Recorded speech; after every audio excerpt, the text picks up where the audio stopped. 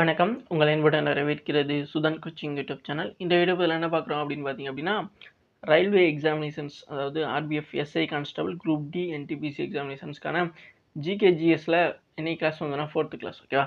So already வந்துன்னா 3rd class 3 class வரைக்கும் வந்துன்னா கொடுத்துருக்கோம். ஸோ அந்த கிளாஸோட கண்டினியூட்டி தான் வந்துன்னா இந்த கிளாஸஸ் ஓகேவா. ஸோ நம்மளோட சேனலுக்கு நீங்கள் புதுசாக இருக்கீங்க அப்படின்னா கண்டிப்பாக கீழே இருக்க சப்ஸ்கிரைப் அப்படிங்கிற பட்டனை கிளிக் பண்ணி ஆளுங்கிற பட்டு வச்சுங்க. அப்போ தான் நம்ம டெய்லி கொடுக்கக்கூடிய கிளாஸோட நோட்டிஃபிகேஷன் உங்களுக்கு வந்து போனால் கண்டிப்பாக வந்து சேரும் ஓகேவா.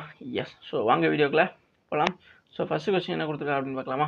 ஃபஸ்ட்டு இங்கே என்ன கொடுத்துருக்காங்க அப்படின்னு பார்த்தீங்க அப்படின்னா, டேஷ் ப்ராஜெக்ட் ஈசன் உத்தரகாண்ட் ஓகேவா. ஸோ அதாவது என்னென்னா டேஷ் திட்டங்கள் உத்தரகாண்டில் உள்ளது அப்படிங்கிற மாதிரி கேட்கலாம் ஓகேவா. ஸோ உத்தரகாண்ட் மாநிலத்தில் வந்துன்னா முக்கியமாக வந்து பார்த்தீங்க அப்படின்னா தெஹிரி ஓகேவா. ஸோ முக்கியமாக தெஹிரி ஹைட்ரோ பவர் காம்ப்ளெக்ஸ் அப்படிங்கிறது வந்து உத்தரகாண்டில் வந்து பார்த்தீங்கன்னா இருக்குது ஓகேவா. ஸோ தெஹிரி அப்படிங்கிற ஹைட்ரோ பவருங்கிறது பார்த்தீங்கன்னா ஒரு வாட்டர் ஓகேவா. ஸோ டெகிரி அணை அப்படிங்கிற ஒரு அணை வந்து பார்த்தீங்கன்னா உத்தரகாண்ட் மாநிலத்தில் இருக்குது. ஸோ இந்த அணையிலேருந்து வந்து பார்த்தீங்கன்னா வெளியேற்றப்படக்கூடிய நீர்லேருந்து பார்த்தீங்கன்னா மின்சாரம் வந்து பார்த்தீங்கன்னா தயாரிக்கக்கூடிய ஒரு திட்டம் தான் வந்து இந்த தெகிரி ஹைட்ரோ பவர் காம்ப்ளெக்ஸ் அப்படின்னு சொல்லப்படக்கூடியது. ஸோ இது வந்து உத்தரகாண்ட் மாநிலத்தில் பெரிய அளவில் வந்து பண்ணப்பட்டிருக்கு. ஸோ அதனால தான் வந்து அது தெகிரி ஹைட்ரோ பவர் காம்ப்ளெக்ஸ் அப்படிங்கிற மாதிரி வந்து சொல்லப்படுது ஓகேவா. ஸோ அப்போ கண்டிப்பாக வந்து தெகிரி அணை அப்படிங்கிறது எந்த மாநிலத்தில் இருக்குது அப்படின்னு கொஸ்டின் கேட்டால் உத்தரகாண்ட் சொல்லுங்கள். அதே மாதிரி உத்தரகாண்டில் வந்துன்னா மிகப்பெரிய அளவில் இது செயல்படுத்தப்பட்ட திட்டத்தில் ஒன்று தான் வந்துன்னா இந்த தெகிரி ஹைட்ரோ பவர் ஓகேவா. ஸோ உத்தரகாண்டில் வந்து பார்த்தீங்கன்னா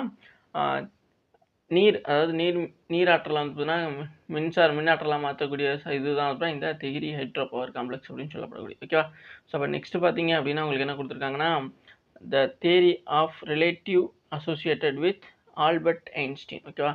அதாவது என்ன சொல்கிறாங்க அப்படின்னா, சார்பியல் கோட்பாடு யாருடைய தொடர்புடைய ஓகே. ஸோ சார்பியல் கோட்பாடு அப்படிங்கிறது வந்து பார்த்திங்க அப்படின்னா ரொம்ப ரொம்ப முக்கியமானது. இந்த சார்பியல் கோட்பாடு அப்படிங்கிறது வந்து ஆல்பர்ட் ஐன்ஸ்டீன் ஓகே. ஸோ இந்த சார்பியல் கோட்பாடு அப்படிங்கிறது யாருடைய தொடர்புடையதுன்னு பார்த்தீங்கன்னா ஆல்பர்ட் ஐன்ஸ்டீன் ஓகே. புரியுதுங்களா உங்களுக்கு. ஸோ அப்போ ஆல்பர்ட் ஐன்ஸ்டீன் அப்படிங்கிற தொடர்புடையது தான் இந்த தியரி ஆஃப் ரிலேட்டிவிட்டி ஓகேவா. ஸோ ரொம்ப ரொம்ப முக்கியமானது, கண்டிப்பாக வந்து நோட் பண்ணிக்கிறீங்க. இந்த மாதிரியான கொஸ்டின்ஸ் தான் சயின்ஸில் அதிகமாக வந்துன்னா இந்த ரயில்வே எக்ஸாமினேஷன்ஸில் எக்ஸ்பெக்ட் பண்ணுவாங்க ஓகேவா.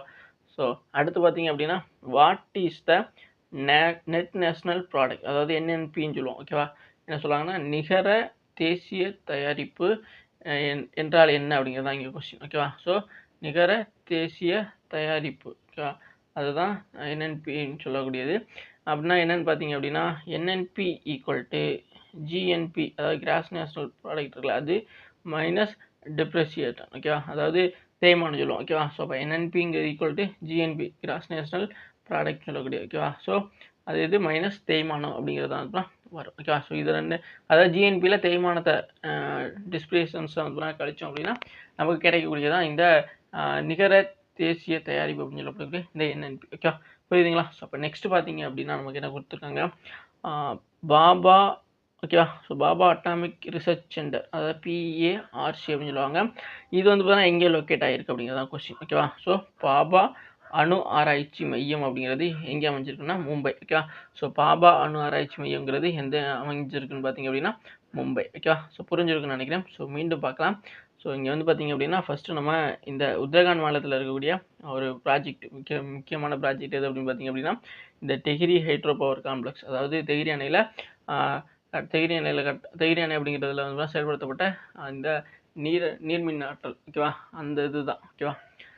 அடுத்து பார்த்தீங்க அப்படின்னா தியரி ஆஃப் ரிலேட்டிவிட்டி ஓகேவா. ஸோ இது வந்து பார்த்தீங்கன்னா யார், அதாவது சார்பியல் கோட்பாடுன்னு தமிழில் சொல்லுவோம். இது வந்து உங்களுக்கு ஈஸியாக ஞாபகம் இருக்கும்னு நினைக்கிறேன் ஓகேவா. ஸோ சார்பியல் கோட்பாடு அப்படின்னு சொன்னாவே நமக்கு யார் வருவான்னு பார்த்தீங்க அப்படின்னா ஆல்பர்ட் ஐன்ஸ்டீன். அடுத்து what is the net national product, அதாவது என்என்பி அப்படிங்கிறது என்னென்னு அப்படிங்க கேட்குறாங்க. என்என்பி அப்படின்னா நிகர தேசிய தயாரிப்பு. இது வந்து பார்த்தீங்கன்னா என்என்பி ஈக்குவல் டு ஜிஎன்பி, அதாவது கிராஸ் நேஷனல் ப்ராடக்ட் சொல்லுவாங்க.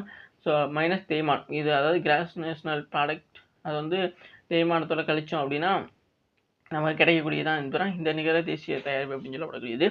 அடுத்ததாக நம்ம பார்த்தது பாபா அட்டாமிக் ரிசர்ச் சென்டர், இது எங்கே லொக்கேட் ஆகிருக்கு அப்படின்னு பார்த்தீங்கன்னா மும்பை ஓகே. ஸோ பாபா அணு ஆராய்ச்சி மையம்ங்கிறது மும்பையில் வந்து பார்த்தீங்க அப்படின்னா லொக்கேட் ஆகிருக்கு ஓகே. ஸோ அமைந்துள்ளது ஓகே. ஸோ புரிஞ்சிருக்குன்னு நினைக்கிறேன். நெக்ஸ்ட் நம்ம பார்க்கக்கூடியது என்னென்னு பார்த்தீங்க அப்படின்னா, ஸோ நெக்ஸ்ட் பார்த்தீங்க அப்படின்னா the first Indian communication satellite okay is என்ன அப்படின்னு கேட்குறான் ஓகேவா. அதாவது முதல் இந்திய தகவல் தொடர்பு செயற்கைக்கோள் ஓகேவா. ஸோ முதல் இந்திய தகவல் தொடர்பு செயற்கைக்கோள் எது அப்படின்னு பார்த்தீங்க அப்படின்னா உங்களுக்கு ஆப்பிள் ஓகேவா. ஸோ ஆப்பிள் அப்படிங்கிறது தான் அதுதான் இங்கே முதல் இந்திய தகவல் தொடர்பு செயற்கைக்கோளாக வந்து பண்ணியிருக்கு. ஓகேவா? புரிஞ்சிருக்குன்னு நினைக்கிறேன். ஸோ நெக்ஸ்ட் பார்த்தீங்க அப்படின்னா dash is the scalar quantity. ஓகேவா? ஸோ நமக்கு வந்து பார்த்தீங்கன்னா எது வந்து பார்த்தீங்கன்னா ஸ்கேலர் குவான்டிட்டி அப்படிங்கிற மாதிரி ஒரு கொஸ்டின்ஸ் கேட்பாங்க.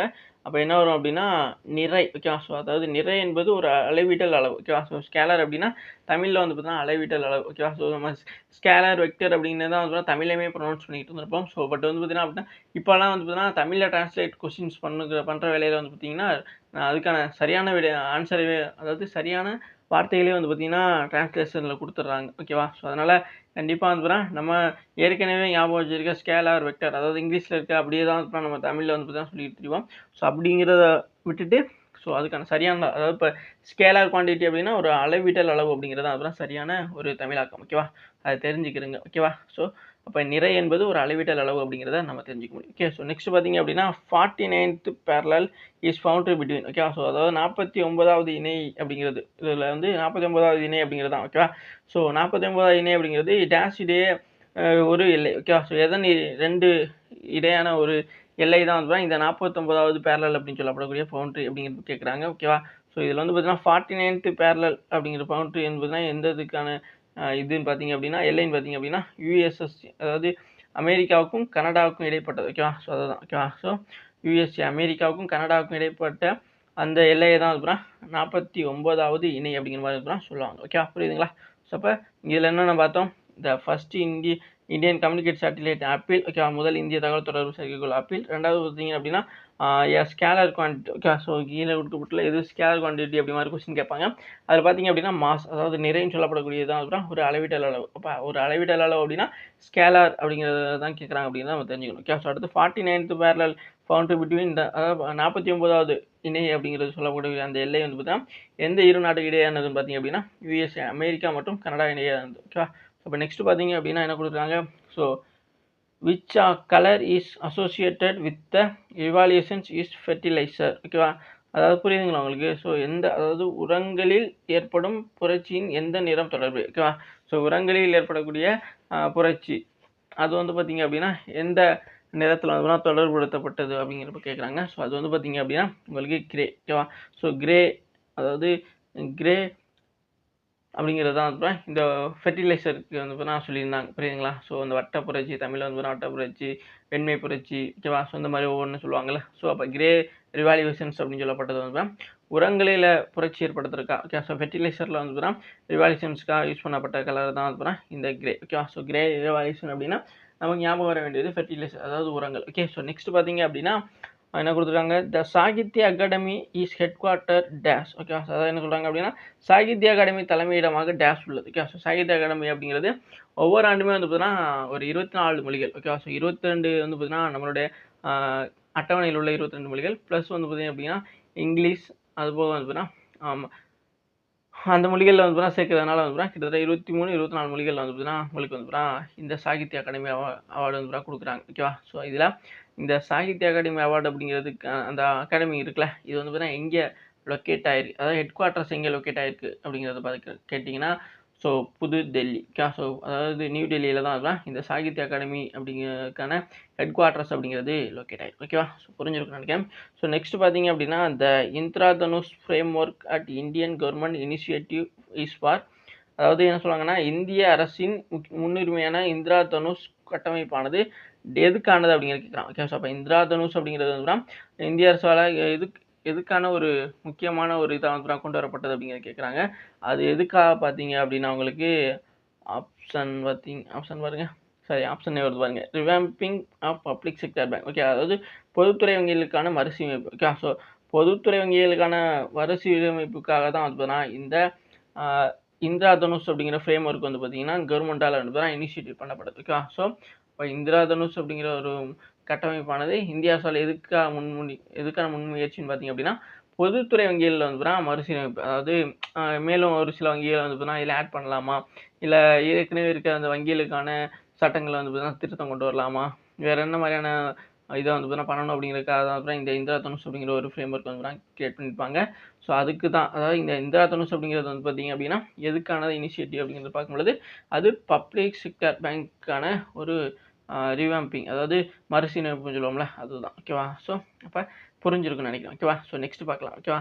ஸோ நெக்ஸ்ட் பார்த்தீங்க அப்படின்னா, ஸோ இப்போ வந்து பார்த்தது வரைக்கும் வந்து எல்லாத்தையும் நம்ம ஒன் டைம் வந்து ரீகால் பண்ணிடலாம். ஸோ இங்கே வந்து பார்த்தீங்க அப்படின்னா, ஃபஸ்ட்டு நம்ம உத்தராகண்டில் வந்து என்ன மாதிரியான ப்ராஜெக்ட், அதாவது தெஹ்ரி அணையில் வந்து தெஹ்ரி ஹைட்ரோ பவர் காம்ப்ளெக்ஸ் அப்படிங்கிற ஒரு விஷயத்தை வந்து இம்ப்ளிமெண்ட் பண்ணியிருக்காங்க. அது ரொம்ப மிகப்பெரிய இம்பார்ட்டண்டான ஒரு ப்ராஜெக்ட். ஓகேவா? ஏன்னா இது வந்து தெஹ்ரி அணையிலேருந்து வந்து என்ன அணையில் நீர் இருக்கும், அதுலேருந்து வந்து நீர்மின் ஆற்றல் தான் வந்து கன்சியூம் பண்ணுவாங்க. ஸோ அதனால தான் வந்து இந்த தெஹ்ரி ஹைட்ரோ பவர் இந்த இது வந்து பார்த்தீங்க அப்படின்னா எந்த மாநிலத்தில் இருக்குது அப்படிங்கிற மாதிரி கொஸ்டின்ஸ் கேட்கலாம். ஓகே, ஒன்றும் மாநிலத்தை கொடுத்துட்டு அது எந்த ப்ராஜெக்ட் வந்து இம்ப்ளிமெண்ட் பண்ணியிருக்காங்க அப்படின்னு கேட்கலாம்.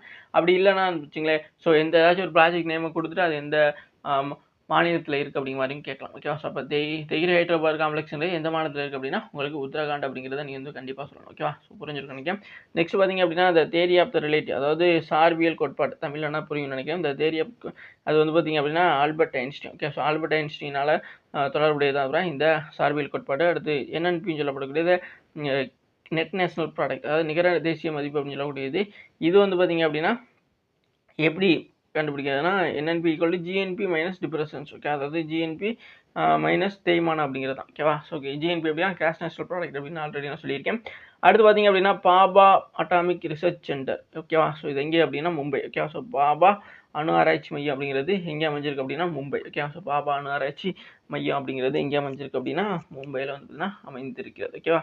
ஸோ நெக்ஸ்ட் பார்த்தீங்க அப்படின்னா என்ன கொடுத்துருக்காங்க, த first Indian communicate satellite is apple. Okay, அதாவது இந்தியாவின் முதல் தகவல் தொடர்பு செயற்கைக்குள்ளது அப்படின்னா ஆப்பிள். ஓகேவா? ஸோ நெக்ஸ்ட் பார்த்தீங்க அப்படின்னா ஸ்கேலார் குவான்டிட்டி கீழே கொடுக்குறது எது ஸ்கேலார் பார்த்தீங்க அப்படின்னா நிறை. ஓகே, அதாவது நிறை அப்படிங்கிறது ஒரு அளவிடல் அளவு. ஸ்கேலாருக்கு தமிழாக்கம் என்ன அப்படிங்கிறத நான் சொல்லியிருந்தேன். அதே மாதிரி 49வது பேரலல் அப்படிங்கிறது எந்த இரு நாடுகளுக்கு இடையான எல்லை அப்படின்னு பார்த்தீங்க அப்படின்னா யூஎஸ்ஏ அமெரிக்கா மற்றும் கனடா இடையேயான எல்லையாக தான் வந்து இந்த இது வந்து சொல்லப்படுது. ஓகேவா? ஸோ நெக்ஸ்ட் பார்த்தீங்க அப்படின்னா which colour is associated with the revolutions of fertilizer, அதாவது ஃபெர்டிலைசர் உரங்கள் இருக்குல்ல, உரங்களுக்கான புரட்சி இருக்குல்ல, அதுக்கு வந்து என்ன புரட்சி அப்படிங்கிற கலர் நேமில் வந்து வச்சுருந்தாங்க பார்த்தீங்க அப்படின்னா கிரே ரிவால்யூஷன்ஸ். ஓகே, அப்போ கிரேங்கிறது உரங்களுக்கான புரட்சி. ஓகேவா? ஸோ புரிஞ்சுருக்கீங்க. நெக்ஸ்ட் பார்த்தீங்க அப்படின்னா சாகித்ய அகாடமி, அதுக்கான அந்த அகாடமியோட ஹெட் குவார்ட்டர்ஸ் அப்படிங்கிறது எங்கே இருக்குன்னு பார்த்தீங்கன்னா new Delhi. Okay, so Sahitya அகாடமியோட தலைமையிடமாக நியூ டெல்லி இருக்குது. அடுத்து the Indira Dhanush framework and Indian government initiative for எதுக்கு, அதாவது இந்திய அரசால் முன்மொழியப்பட்ட இந்த இந்திரா தனுஷ் அப்படிங்கிற கட்டமைப்பு வந்து எதுக்காக கொண்டு வரப்பட்டது அப்படின்னு பார்த்தீங்கன்னா பொதுத்துறை, அதாவது பப்ளிக் செக்டர் பேங்க்ஸ் இருக்குல்ல, அதுகளை வந்து பார்த்தீங்கன்னா மறுசீரமைப்புக்கிறதுக்காக வந்து இது வந்து கொண்டு வரப்பட்டது. ஓகே, அடுத்து பார்த்தீங்க அப்படின்னா நமக்கு என்ன கொடுத்துருக்காங்கன்னா which human disease is caused by bacteria. ஓகேவா? அதாவது என்ன சொல்கிறாங்க அப்படின்னு பார்த்தீங்க அப்படின்னா பாக்டீரியாவால் எந்த மனித நோய் தான் ஏற்படுகிறது அப்படிங்கிறது தான் கொஸ்டின். ஓகேவா? ஸோ பாக்டீரியா அப்படிங்கிறனால ஏற்படக்கூடிய மனித நோய் எது அப்படின்னு பார்க்கும்பொழுது நமக்கு டைப்பாய்டு சொல்லலாம். ஸோ இப்போ இந்த ஹெச்ஐவி அதெல்லாம் வைரஸால் வரக்கூடியது. ஓகேவா? புரியுது? ஹெச்ஐவி, ரேபீஸ் இதெல்லாம் வந்து வைரஸ்னால் வரக்கூடியது. பட் வந்து பார்த்தீங்கன்னா இந்த டைப்பாய்டு அப்படிங்கிறது வந்து பார்த்திங்க அப்படின்னா பாக்டீரியாவில் ஏற்படக்கூடிய நமக்கு ஆப்ஷன்ஸ் வந்து பார்த்திங்கன்னா 3 ஆப்ஷன்ஸ் வந்து பார்த்திங்கன்னா வைரஸால் வரக்கூடிய இன்ஃபெக்ஷன் இருக்கும். பட் வந்து பார்த்திங்கன்னா ஒரு ஆப்ஷன் வந்து பார்த்திங்க அப்படின்னா இது பாக்டீரியா இருக்குல்ல அதனால் வரக்கூடியதாக இருக்கும். அப்படிப்பட்ட ஆப்ஷன்ஸில் டைப்பாய்டு இருந்துச்சு அப்படின்னா அது வந்து பார்த்திங்கன்னா உங்களுக்கு கரெக்டான ஆன்சர்னு நம்ம சொல்லலாம். ஏன் அப்படின்னா இப்போ டைப்பாய்டுங்கிறது பார்த்தீங்கன்னா தண்ணியில், அதாவது நம்ம குடிக்கிற நீரில் வந்து பார்த்தீங்கன்னா அசுத்தமாக இருந்தால், அப்போ அசுத்தமாக இருக்குது அப்படின்னா அதில் கெட்ட பாக்டீரியா அதிகமாக இருக்கிறதுனால தான் இந்த மாதிரியான டைப்பாய்டுங்கிறது உருவாகுது. இப்போ டைப்பாய்டு பாக்டீரியாவில் வரக்கூடிய ஒரு டிசீஸ் அப்படிங்கிறதுனால அதை நம்ம வந்து கண்டிப்பாக சொல்லிக்கலாம். ஓகேவா? புரியும் நினைக்கிறேன். ஸோ அப்போ பாக்டீரியாவில் வரக்கூடிய மனித நோய் அப்படின்னு பார்க்கும்போது டைப்பாய்டு அப்படிங்கிறது கரெக்டான ஒரு ஆன்சர். ஓகேவா? ஸோ இப்போ நெக்ஸ்ட் பார்த்தீங்க அப்படின்னா விச்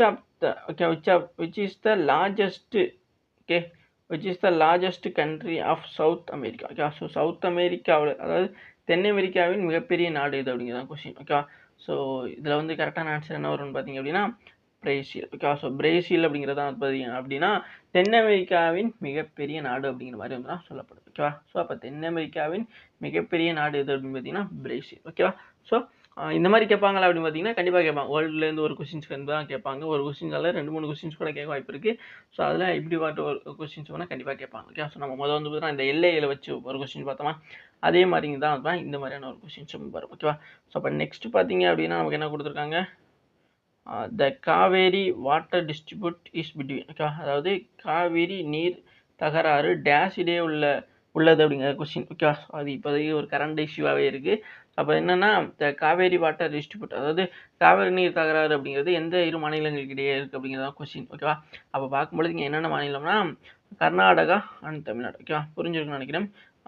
கர்நாடகா அண்ட் தமிழ்நாடு இந்த 2 மாநிலங்களுக்கு இடையே தான் வந்து பார்த்தீங்கன்னா இந்த காவிரி நீர் தகராறு வந்து ஆயிருக்கு. ஓகேவா? ஸோ கர்நாடகா மாநிலத்தில் வந்து பார்த்தீங்கன்னா இந்த காவிரி ஆறு வந்து உருவாகி தமிழ்நாடு வழியாக வந்து பார்த்தீங்க அப்படின்னா நமக்கு வங்காள விரிகுடாவில் வந்து பார்த்தீங்கன்னா கலக்குது. ஓகேவா? ஸோ அப்போ காவிரி வந்து பார்த்தீங்கன்னா எங்கே வந்து பார்த்தீங்கன்னா அதாவது எந்த கடலில் வந்து பார்த்தீங்கன்னா கலக்குது அப்படிங்கிற மாதிரி ஒரு கொஸ்டின்ஸும் கேட்பாங்க. ஓகேவா? அப்போ காவிரிங்கிறது வந்து பார்த்தீங்க அப்படின்னா எங்கே கலக்குது அப்படின்னா நம்ம வங்காள விரிகுடா. ஓகே, புரியுதுங்களா உங்களுக்கு? ஸோ இப்போ எந்த மாநிலத்தில் உருவாகி எந்த மாநிலத்து வழியாக வந்து அது வந்து வங்காள விரிகுடாவில் கலக்குது அப்படின்னா கர்நாடக மாநிலத்தில் காவிரி வந்து உருவாகி தமிழ்நாடு வழியாக வந்து பார்த்தீங்க அப்படின்னா வங்காள விரிகுடாவில் வந்து கலக்குது. ஓகேவா? புரியுதுங்களா? ஸோ இப்போ இது புரிஞ்சிருக்குன்னு நினைக்கிறேன். ஓகேவா? ஸோ அப்போ இங்கே இதில் என்னென்ன பார்த்தோம் மறுபடியும் ஒன் டைம் பார்த்துக்கலாம்.